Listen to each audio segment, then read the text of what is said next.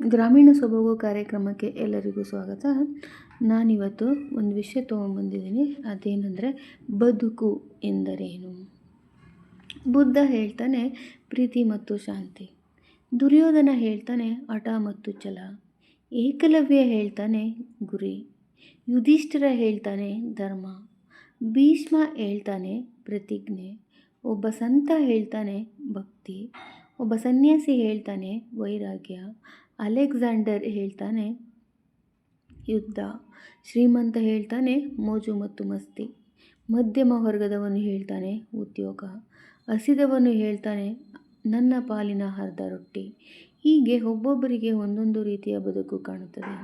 ಅವರವರ ಆಲೋಚನೆಯಂತೆ ಅವರವರ ಬದುಕನ್ನು ಸಮರ್ಥಿಸುತ್ತಾರೆ. ಆದರೆ ನಿಮ್ಮ ಪ್ರಕಾರ ಬದುಕು ಅಂದರೆ ಜೀವನ ಅಂದರೆ ಏನು? ಕಮೆಂಟ್ ಮಾಡಿ. ಈ ವಿಡಿಯೋ ಇಷ್ಟ ಆದರೆ ಲೈಕ್ ಮಾಡಿ, ಶೇರ್ ಮಾಡಿ, ಸಬ್ಸ್ಕ್ರೈಬ್ ಮಾಡಿ. Thank you.